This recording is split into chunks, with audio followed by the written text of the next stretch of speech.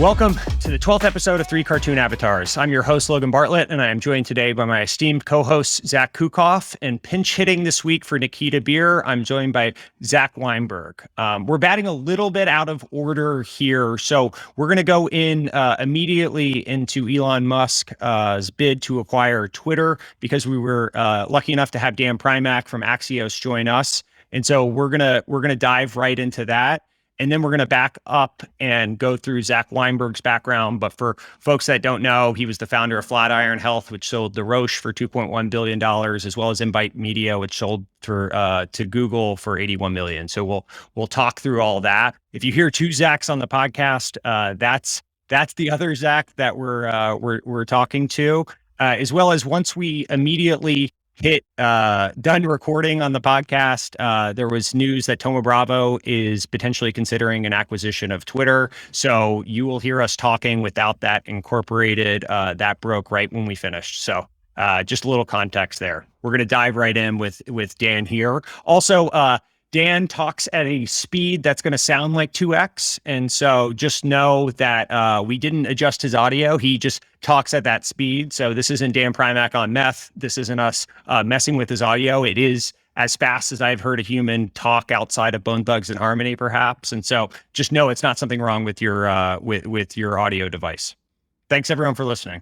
So just a quick background. It was made public that last week that Elon had bought a 9.2% stake in Twitter.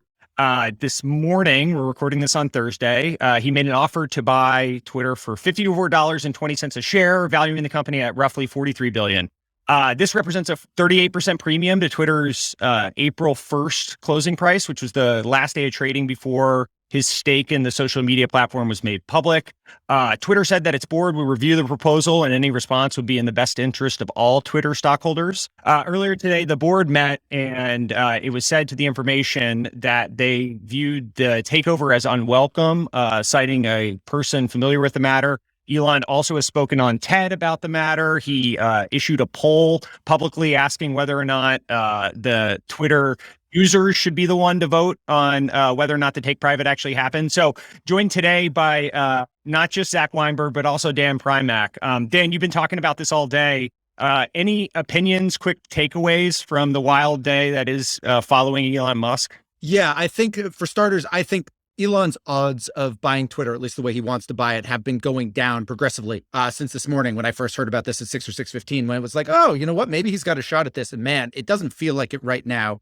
For starters, investors don't believe it, right? There's this massive spread between where it closed the day trading and where Elon is offering to buy it. And secondly, this poll he put out at about 4:15 Eastern this afternoon, which wasn't about Twitter users, it was Twitter shareholders. He basically said, who should decide if I get this company or not? Should it be shareholders or should it be the board?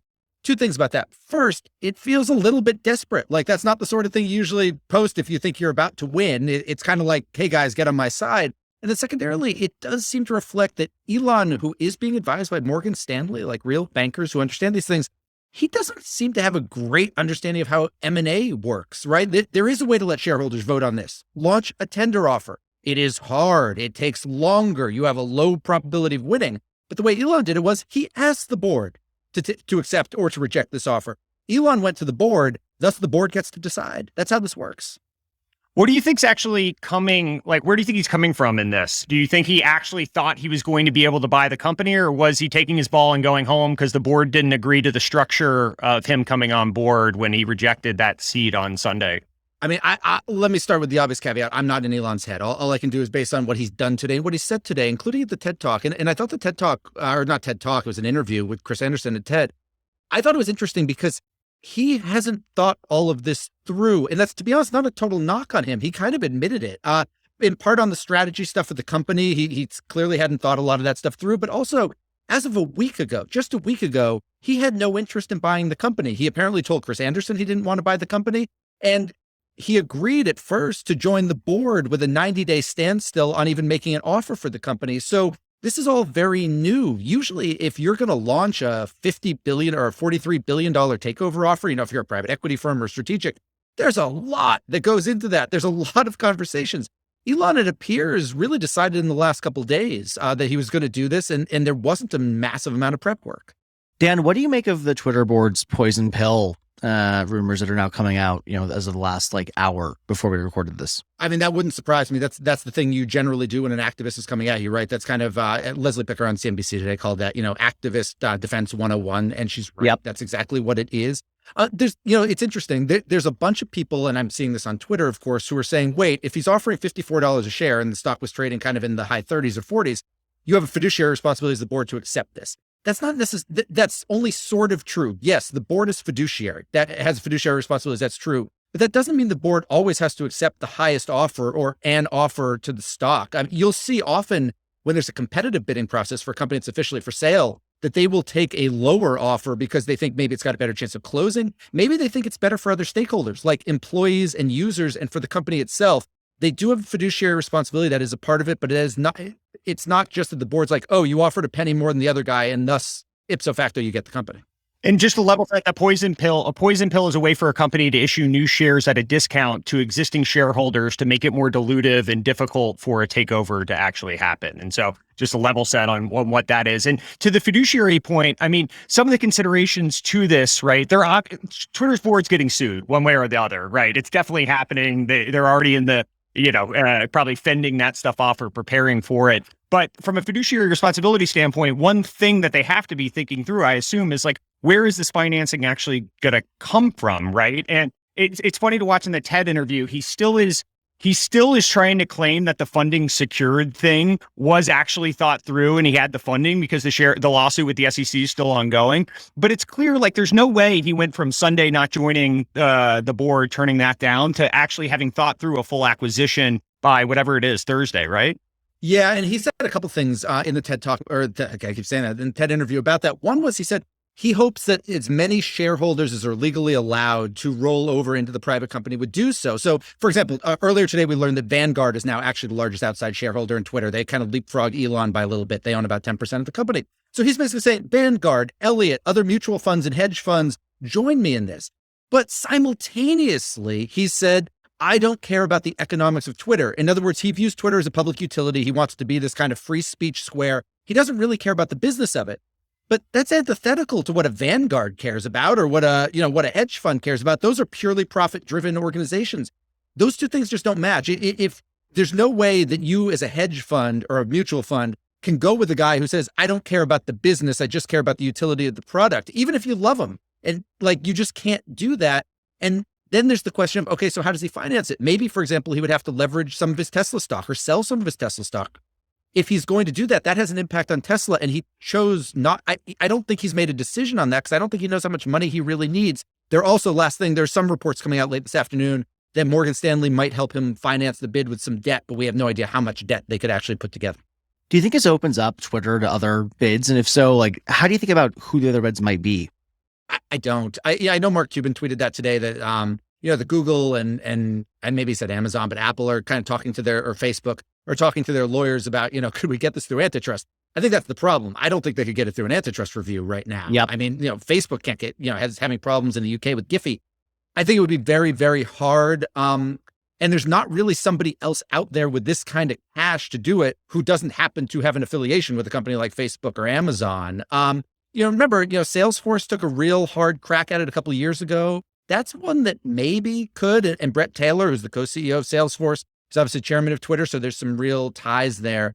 But I don't think anyone's going to try to get it for this sort of price. And as somebody said, yeah, Twitter's board's getting sued no matter how this works. And there's nothing they can do about it. It's interesting on the Salesforce point specifically. If you go back, I was going back and reading through it. And if you remember, all the shareholders were like, what the fuck are you doing to Benioff as that was going on? And Benioff now claims he told this story after the fact that he thought about the shareholders, but he also slipped and fell and cut his leg and viewed that as a sign that maybe he shouldn't buy Twitter, which is an interesting revisionist history of it all. And then Disney was the other one, right? Disney was the one that went really deep for a long time. But are we facing the point that some people are getting so fabulously rich and politics are getting so polarized and these platforms are utilities that we are going to have Elon Musk and Peter Thiel or just Jeff Bezos or someone? Obviously, we've seen it with Washington Post and some of these smaller media companies, but these big social networks, I guess Twitter's the one that stands out that someone actually could do it. But is it possible someone teams up with Elon and says, hey, the two of us will go in together and do this? That's possible. I mean, I don't think any of that's new though, right? Like, I mean, go back 100 years, right? Almost all the newspapers in America, which was, pre-television, that's how we all, or everybody got news, right? Newspapers, that was owned by the richest people in the country. Those papers were owned by the richest people in the country, the Hearsts, et cetera, for a means of influence. And even right now, the reason that Elon or anyone in theory can buy Twitter is because it's really the only or one of the only social networks that doesn't have founder control, right? Like, I mean, Zuckerberg controls Facebook /Instagram /WhatsApp, right? I mean, years ago when it was private, he turned down Yahoo's offer to buy it single-handedly when the board wanted to do it. If somebody came today and said, Mark, we'll give you $1 trillion for Facebook or $5 trillion for Facebook, something obvious, he can say no. He can give the middle finger to the board if he wants to. That's true today.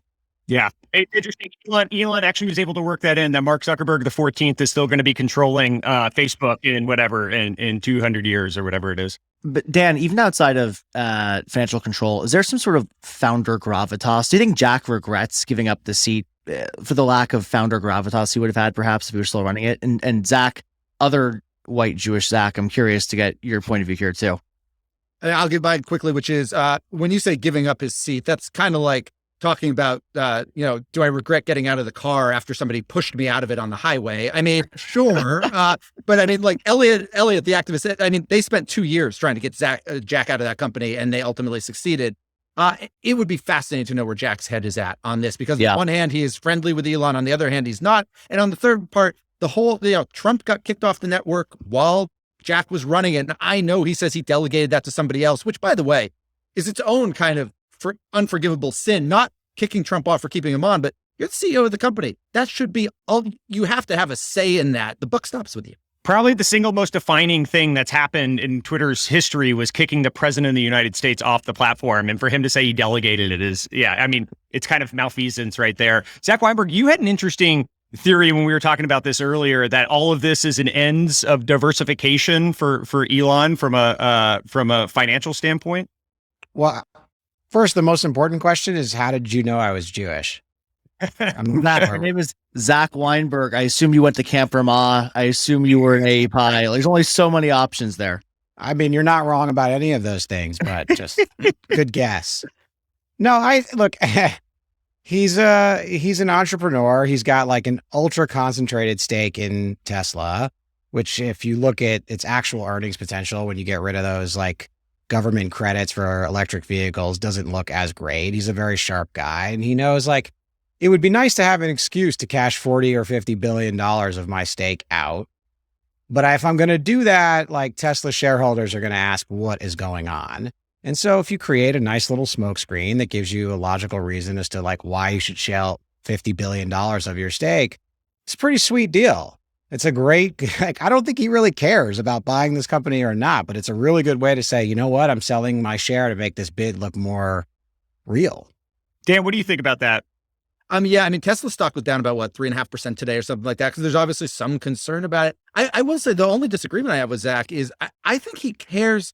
I don't know if he cares about buying Twitter per se. I think he legitimately cares about his view of free speech and social media. I think that's something that actually does animate him. I don't think he has thought through what any of that really means. And I'll also add, I don't think Chris Anderson really pressed him in a good way on that particular, the word Chris kept using was obnoxious tweets. The word harassment never came up in that conversation. I think he does care about it. I think it's fun and sexy, and candidly, very, very rich people have always liked having a way to control, if not America's discourse, at least the terms of that discourse. And I think there's no country or company in America that's more important to the discourse, or maybe the global discourse, or even the practical application of politics, like the way politicians communicate with voters. I mean, to be clear, I think he wants to own it.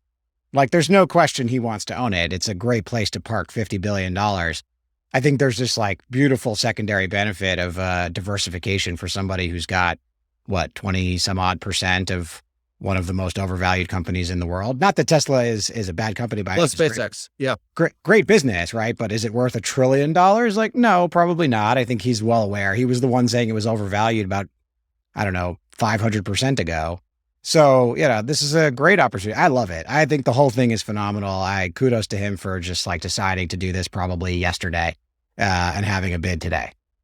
Yeah, I mean, it's the whole thing, like the whole process and how this came to be. Someone said this is sort of the problem with Elon, and I was listening earlier, Dan, you were moderating a Twitter space, and it's similar to Donald Trump in a lot of ways of like, do you take him at his word in a very literal sense, or how much of this is like eight moves ahead chess, and you sort of oscillate back and forth between what's just impulsive, childlike, whatever mindset versus what's actually a strategic game here. And I feel like the Occam's razor here is that he kind of wants to own it, and maybe he can. And so he made an impulsive decision, talked to a banker and said, fuck it, let's do it. The interesting angle, which we talked a little bit about before we got on this, but the Silver Lake angle in all of this is interesting, right? Because William Morris, or Endeavor, was a shared board seat between Egon Durbin and Elon Musk, right? It was funny when the funding secured thing, Silver Lake never offered up any financing itself, but they were advising Elon, quote unquote, on that whole process. And so it's pretty clear these guys are close. Now, they made an investment in Twitter, what was it, 18 months ago, a year ago, along with Elliott, right? Elliott, yeah. Yeah. And so now Egon like is both in the boardroom, but presumably pretty close with Elon. And so I wonder, like, is it possible there's a fox in the hen house there that's actually influencing this from the inside, saying, hey, Elon, you might as well do it? Or again, back to your Jack Dorsey thing, it's hard to know who's on what side in this sort of Game of Thrones battle that's going on. Well, right. Jack obviously probably views Egon Durbin of Silver Lake as one of the Kingslayers, right? One of the people who came in and stabbed him in the back. That's it. This goes back to as the day progressed, right? We did the Twitter Spaces about about an hour before Elon did the thing at TED. And the problem is, Egon represents a private equity firm, and a private equity firm, above all else, wants to create returns for its investors. It's a financial instrument that is what it is. And Egon is that, right? He might be a vision guy to a certain extent, but ultimately he's a financier. Elon has said he doesn't care about the finances. Elon, one of the issues here, which, Elon didn't raise and didn't get brought up really at TED, there was a lot of talk about edit buttons and, would you deplatform or platform people? Twitter is an ad business. Now, you could come up with another business for it, but he hasn't. He hasn't said, we're going to replace ads with subscriptions, and here's why I think that'll work. Either way, Egon and Silver Lake would have to be in on the financial vision because, as I said, Silver Lake's private equity firm, at some point, they would have to get their money back. Either Elon would buy it from them at a profit, they'd bring it again public, and thus it must be worth more, or there'd be someone else to buy it, which again has antitrust problems. So like, if Silver Lake's involved, they must know something that Elon hasn't shared publicly. And by the way, they might. And that's what's interesting is when Silver Lake obviously did the big Dell deal, and it was Michael Dell and Egon Durbin, and they were talking all that through, it was just accelerating the path that they were already on, right? This would be kind of a wholesale change going from an advertising focused business to a subscription business. And some of this stuff is in the work, like they have Twitter Blue and, the subscription business that now they're charging for TweetDeck and all that. But I mean, going from 10% of revenue and knocking out another 90%, it just doesn't feel practical that it's going to happen. And so clearly, if this is like a utilitarian or like an idealistic move by Elon for a social good, that's not going to align, to your point, with a very literal private equity firm. It would also be hypocritical for Silver Lake because when Silver Lake took Dell private, they did that in partnership with Michael Dell. And if you remember this, Blackstone tried to get in and buy it instead. And all the words that came out of Silver Lake was, wow, look at this. Private equity now is supposed to work with management. We're not the, barbarians of the gates. We're not corporate raiders anymore. Look what Blackstone's doing. They're going against management. Well, that would be, in this case, what Silver Lake would do if it teamed with Elon. This is a hostile bid. Yeah, and it's closer to being Carl Icahn as well. I mean, literally, it's like closer to being the person that's agitating for change, right, against the founders. Against the management as a whole, yeah. Do you really think he has a plan? Like, he doesn't have a plan. Elon? Yeah, of course he doesn't have a plan. He doesn't understand software and advertising businesses. He doesn't understand subscription businesses. He's a visionary hardware guy. But at the end of the day, I think he just kind of sees like a bunch of lazy people who don't show up to the office and thinks he can make them show up to the office and produce better work. Like I don't think it's more complicated than that. He views them as inefficient, and they are. It's a fairly inefficient organization because Jack kind of let it run that way for a long time. And the new CEO's got a lot of cleaning up to do. It's hard to unwind that. And by the way, if you ever go read Michael Dell's book about the whole take private, his whole thing with Carl Icahn was that he didn't actually have a plan, right? And so he kept being like, I'm going to call their bluff. I'm going to call their bluff. I'm going to call their bluff. He has no strategy. He's just trying to get a higher share price. And so in this case, like there are weird parallels to the narrative that Elon clearly hasn't thought all this stuff through. Zach, how much of a plan do you really need here, right? Like every year, Twitter's revenue goes down. Somehow they have the highest value set of users in the world addicted to it, and yet they continually make less money than they did a year prior. From where I'm sitting, the idea that you can just get people to show up to the office and work marginally harder seems like as good a plan as each Twitter board has, which seems to be rearranging deck chairs in the Titanic here. Well, wait, is that actually? But they're not. No, that's not true. Their revenue goes up. Their profits have gone up. They're a profitable business now. I actually think we talked about this last week, but I actually think Twitter has made more foundational changes in the last 5 years to set this. It was a big monolithic application, and now they've carved off a bunch of little pieces of the product. And so I actually am excited to see where they go over the next couple of years if they're allowed to execute on it. Now we'll see if that's allowed to happen. But Dan, what's your bet? I know you have to hop here in the next. When we're talking about this in 6 months' time, in a year time, is Twitter a public company or a private company? I think it's still a public company, but man, I think there could be some changes. This is going to be a very hard thing for this management team to deal with because, as somebody said, like they have a lot of work to do, right? They've got a lot to do, and this is a massive distraction for employees, for them, for it's just this massive distraction. And I don't think Elon's not the type to simply take his ball, go home, and move on to something else. He's going to keep hitting them, and he's going to hit them from their own platform, which is brutal, right? He's not going on talk shows doing it. He's doing it on Twitter. The best part about that for him is he owns 10% of it. For now. You know, he's like bringing attention to this thing he now owns, what, $5 billion of? It seems like a great business model to me. The guy's got it like figured out. Just bring attention, buy up some shares, bring a whole bunch of attention to it. Maybe I buy it, maybe I don't. At least I get to diversify my Tesla shares. He's kind of genius. The other thing about that, two other quick things about that. One, we don't know how much stock he really has, right? He disclosed 9.2 a couple weeks ago. He might have bought more since then. And on the other side, and this is kind of on the Elon defense side, there's a lot of people who were tweeting today, the offer was just a pump and dump scheme. If it was, it didn't work because the pump didn't happen. The price today didn't go up. Yeah. Good. Well, Dan, thanks for joining us. Go educate some youth. And maybe we can do this again sometime, but this was fun. Thanks for doing it. Thank you, guys. Zach, you might know from Curry Bio, which is his new company. You might know him from Flatiron Health, which sold to Roche for $2.1 billion. You might know him from Invite Media, which sold to Google for $81 million. Or you might know him as a New York City nightclub owner, or because he had one of the OG Twitter beefs with Keith Raboy at the beginning of the pandemic. So Zach, thanks for coming in and co-hosting with us. No, thanks for having me. By the way, it's not Curry Bio, like a dish that you eat. It's Curie Bio, like Marie Curie. She was a scientist. I don't know if you've ever heard of her. She won 2 Nobel Prizes, that whole thing. Oh, yeah. Oh, Curie. Got it. Yeah. Yeah, good. You can call it Curry Bio. You could call it Masala Bio if that's really what you want, but yeah. Good. Well, Zach, thanks for coming on. Maybe give a little bit. I know I gave, people probably know you from the nightclub, but maybe give a little bit of background on yourself. And I know Invite Media was an interesting story when you were, 21 years old or whatever, and then starting Flatiron. So maybe you can just give the quick high level on all what led you to your Twitter beef.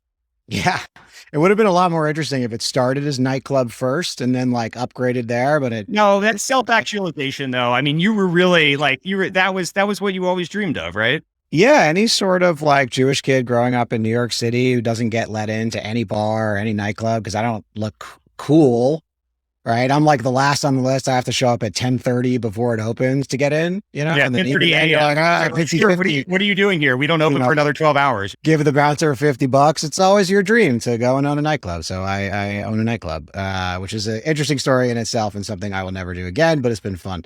Yeah, my background, I've been a founder, entrepreneur my whole life, first in software, a company called Invite Media that we sold to Google in 2010.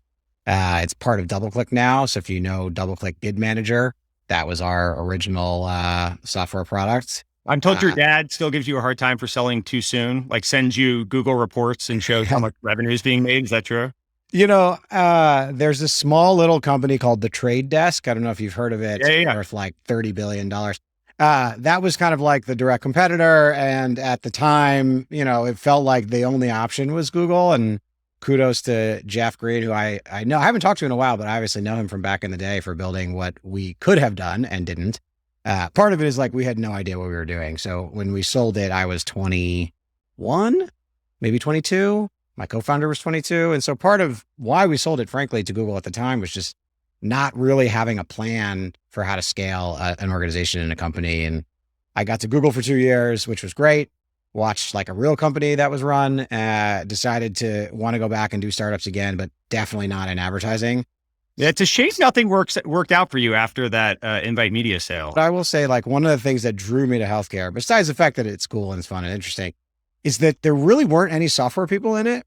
Yeah. There were a lot of really smart people in software and in advertising working on very stupid problems, but they were always really smart. And I was found in the room, you could look at a problem and there'd be 20 people who would have the same idea. And in healthcare, it was not the same. Felt like we had at least a little bit of an edge. And that's what became Flatiron Health. So we left. And this was when you founded Flatiron. So take us through the timestamps of selling Invite Media to Google and then starting Flatiron. We sold it to Google 2010, summer of 2010. We left 2 years later in 2012 to start Flatiron. You still have vacation for that time on your LinkedIn, by the way. I got a chuckle looking that up. Just trying to represent it accurately.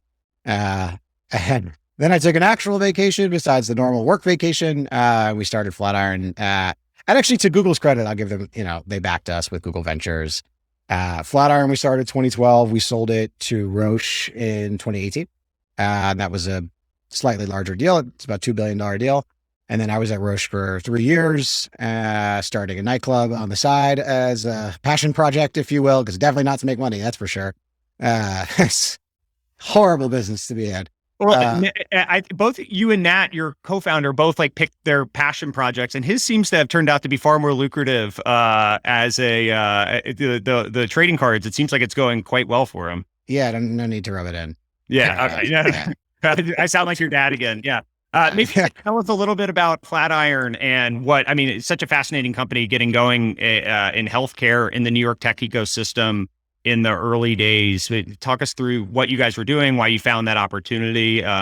Maybe give us a little bit on that. Yeah, we went on a little adventure to find a problem that we thought was interesting, that a bunch of software guys could actually do some damage on. And we ended up finding this interesting thesis, which was that in the electronic health record, like in the doctor notes and the physician reports and the radiology summaries of cancer patients, there was a lot of like really interesting hidden data that could be used to improve treatment, better design trials. There were like a number of use cases for it.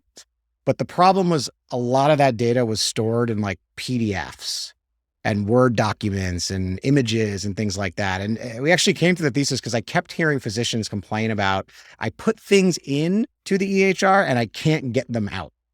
And that always like, what do you like get what out? And what do you mean by get it out? And you'd have to like poke and poke and poke a little bit. And we eventually realized that what people were saying is unstructured data is a problem. And that was the little bit of the aha moment. I had seen Google and others work on this problem at scale. Like, how do you do unstructured data processing using humans, but using computers to make those humans more efficient?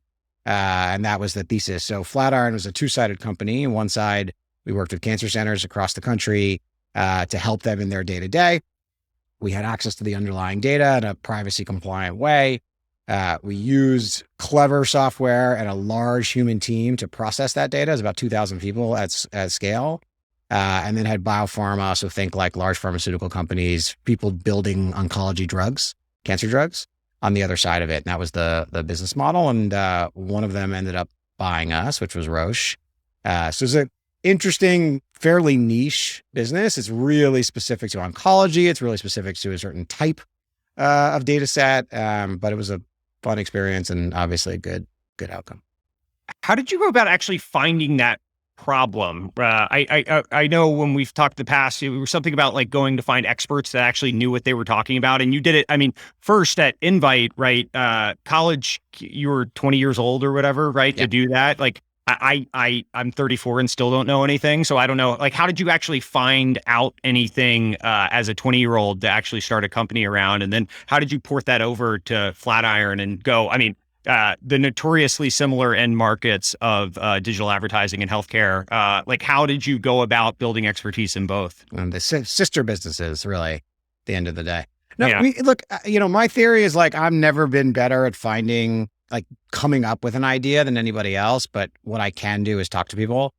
And we just were relentless about finding experts in the area, getting in front of them, pitching them an idea, listening carefully to the feedback that they gave and asking follow-up questions. And that's how we did it. We spent about 18 months during that vacation time at Google. That's actually really what I was doing. I wasn't on vacation. I was traveling around the country, talking to physicians, folks in pharma, folks at payers, just asking questions. The best thing I ever learned in all of this is like, once you have an idea, however shitty that idea may be, and trust me, our first ideas were like very shitty, just pitch it. And then we would hear from people like, well, this doesn't work, and here's why. And like those threads were interesting, and we would pull on them and kind of get a little bit deeper into the weeds. We learned the terminology, we built the network. And one thing Nat and I had a good little tag team going was, one of us would be talking, the other one would be taking notes, and vice versa. And every meeting we would ask for 3 intros, we'd get a follow-up meeting. I just think of it as like systematically working through social networks. And it's tedious, but it works. It just takes a fairly long time. So it's kind of like the only thing I've ever been good at, actually, is that. So I just try and do it more often.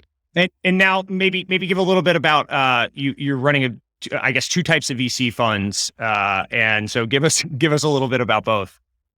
Well, one is not a fund, very explicitly. So myself, Nat, my co-founder of Flatiron and Invite, our former CTO, Gil, who ran all of engineering and pretty much all the important stuff at Flatiron. And then a fourth, Amit Abner, who I know from my ad tech days. The 4 of us have been angel investing for a while as individuals. And we had an idea to pool the capital, turn it into a brand and do it more systematically. We brought on 2 people full-time, Olivia Benjamin from Bain and Zach Goldstein, a third Zach from Union Square, who work with us full-time on this. So it's kind of a branded family office meant to be doing seed and Series A investing with founders. So that's kind of that's the tech dollars, if you will. And then this new business I'm working on, the Curry Bio or whatever we're going to call it. I have to rebrand it after this conversation.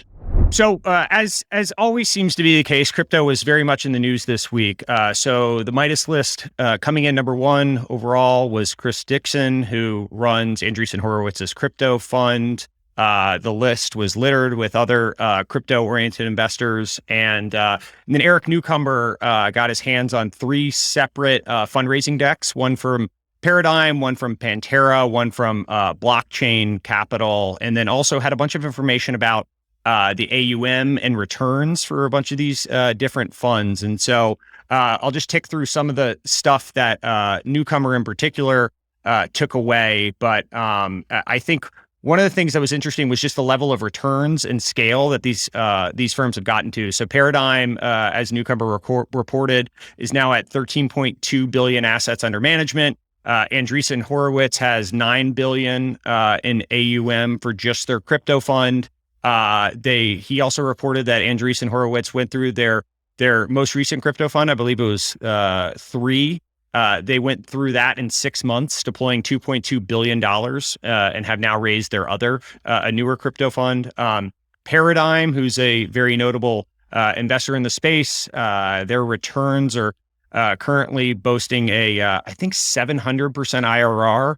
And their net DPI, dollars paid in capital, so like what they've already returned to their limited partners, is currently sitting at a 6.9 x, which is just absolutely insane. So I think we knew the returns in this crypto world were absolutely crazy, and that's why all the money's been flocking to it and the number of big funds that are being raised. But I think just to see the scale and magnitude of all this, not to mention have a Midas list number 1 investor come in from crypto-only orientation, I think it was all just a little jarring to me to see just how much money is getting made here. Zach Weinberg, I know you have some opinions about the crypto industry in general and VCs, profiting from all this stuff. So many thoughts. One thought is, how much diligence can you do to deploy $2.2 billion in 6 months? Not a lot. So yeah, so these are tokens. I don't know if you've heard of them. Do you? No, just like, well, you said the key word here, which is token. And like, to me, the most interesting thing about that, we're leaving my like philosophical beliefs about crypto aside for a second. There was a point in that article, I believe, which was about a decent percentage of the returns being driven by the coins, not the equity, right? Yeah. Yep. And I've heard anecdotally that like a lot of these firms have no interest in the equity and the governance associated with the companies. They much prefer to have these liquid tokens that are available day one to trade. So let me just kind of like play that back for you for a second. So I go to this company, I write them an equity check that doesn't really matter because I don't care about it. I get a first look distribution at a coin that nobody else can buy. And then I take that coin and I list it publicly so that retail can buy it and bid it up. Yeah, that's right. Does that sound like a security to you? Because that sounds like a security to me. Yeah. And when you say it in that tone, it sounds like a little Ponzi scheme, MLM-ish. I thought that was the branding. Look, I'm not suggesting they're doing anything wrong by any means, but I think it's pretty clear that these tokens are securities. And if they're not being regulated as such today, they will be because they're being monetized just like it. Oh, for sure. I don't know if you guys do crypto. I mean, I always look at crypto investing as, is it an interesting enterprise software idea? And that's what drives me to be interested or not. But the idea that you're essentially buying the equity, but you're getting the coin value, there's just something that doesn't sit right about that to me, because you're passing that risk off to retail at the end of the day. Am I wrong? It's the hammer kind of looking for the nail. I think everyone agrees this is like very interesting utility, but the reason you're not seeing equity value appreciation in mass is because it's all like speculation on the token side. And to be clear, like I'm all for speculate all you want on a token, on a coin. I don't really give a shit about what you're speculating on. But if you are passing that risk off to a retail investor without proper disclosures and they're not an informed investor in this process, that's why we have the SEC. That's why we have rules, because people used to do this and take advantage of the average person financially. And it just hasn't kind of like come full circle yet. So to me, it's not about right or wrong. It's just follow the rules, and the rules are very far behind the speed of this market because the technology is somewhat remarkable. And there's your challenge right there.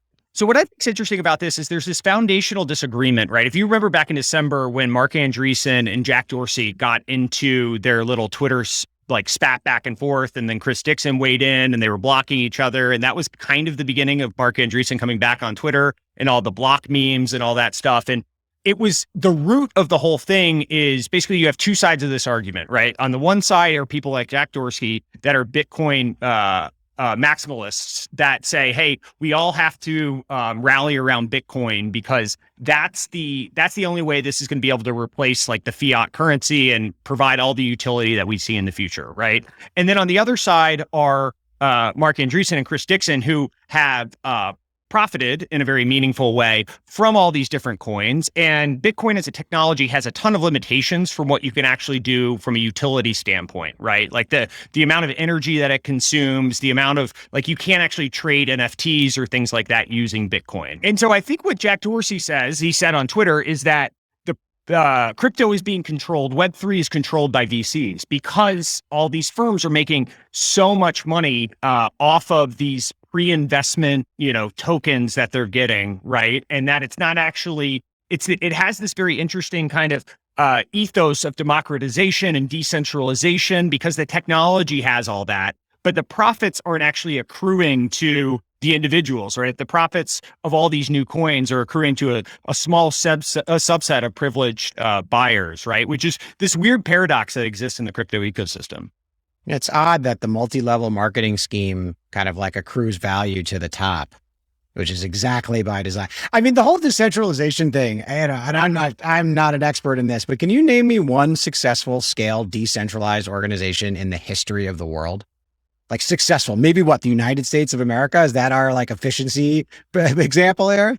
That's what I was about to say is I feel like the answer to any question like that is like someone comes back with, well, what about organized religion? Right. And I mean, like, that's just like the end all argument. And then you either cancel yourself one way or that seems like the answer. Every time I hear about some like egalitarian society, it always ends up as an HBO special about some cult leader who's, like in jail for a sex thing. But no, I agree. I mean, the thing is we're reaching this technological scale that's unprecedented, right? And connecting, we've talked about this in the past, but like maybe all the weirdos in the world weren't meant to connect with one another. Like maybe that like space and time constraints were actually good to keep the weirdos from your local town, like from TEDx connecting to the weirdos across the country, right? And so now we're faced with like very fundamental primitives of like human nature and all this stuff. And so I feel like in a similar way, we are reaching, like, this stuff wasn't possible in the past, right? And it took, whatever, months to cross the Atlantic via boat. And so now we have all these new problems that are actually occurring for the first time. I don't know. I would hope they're going to be figured out in some way, but who knows, right? It seems like it's going to the thing that profits the most and not what is the most idealistic, which is maybe human nature in general. What's the phrase? Staircase up, elevator down, something like that, right? Like, we are in that staircase up, and it's a great time to be a crypto investor because really what you're monetizing is your early access. And that's a valuable thing. Like, that's kind of what you're supposed to be investing in some theoretical world where interest rates are a little higher. Sure. If you're like into numbers and stuff and like fundamentals. Yeah, I guess. Income statements and things like that. There's this thing actually out there called an EBITDA multiple. That's not a revenue multiple. I'm not sure if you've ever seen that before. No. I look at it, it's like, okay, if you're investing in these businesses which have no real ability to monetize from like a revenue stream standpoint, you're really investing in the coin. Like, just there's something about how we think about these businesses and what you're actually investing in and who is allowed to invest in these that feels very uncomfortable. And I'm not suggesting, again, anybody's doing anything wrong, but you have to think when someone takes a serious look at this, they're going to look at this as like a speculative nature bet that's being passed off to people who don't understand it.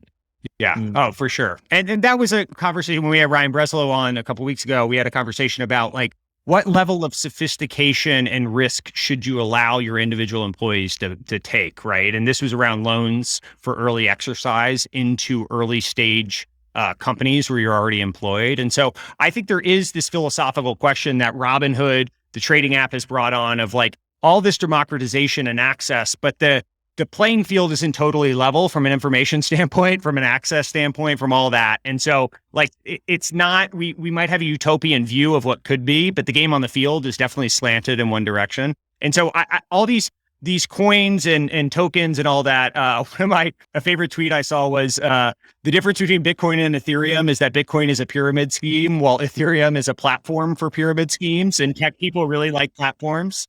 And I think that's like a funny, it's like a funny take on all this stuff. And I had a tweet that I think is probably what actually got me blocked by Chris Dixon, but it was like, what does your cryptocurrency say about you?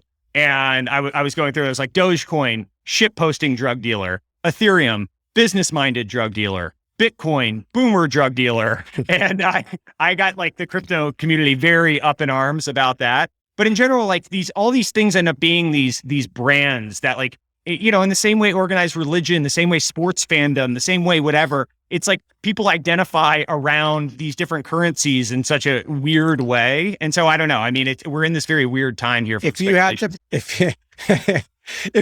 pick, besides monetizing Bitcoin via religion, the use case that holds, and let's leave like digital gold out for a second, which I think is proven to be somewhat viable, and we'll see how big.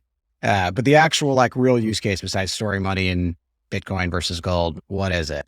Besides drug dealing or including?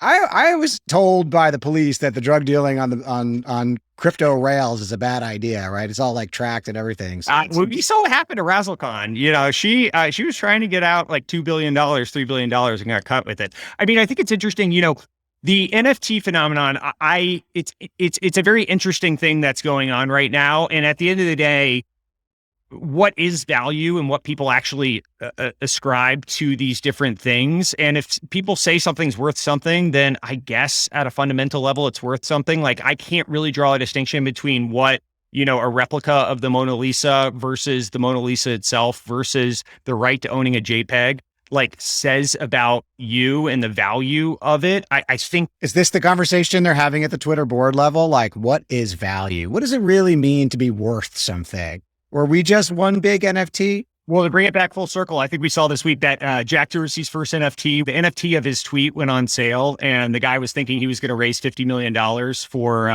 for it. And I think the top bids came in at like $280 or something, right? Only business worse than that is a Nightclub.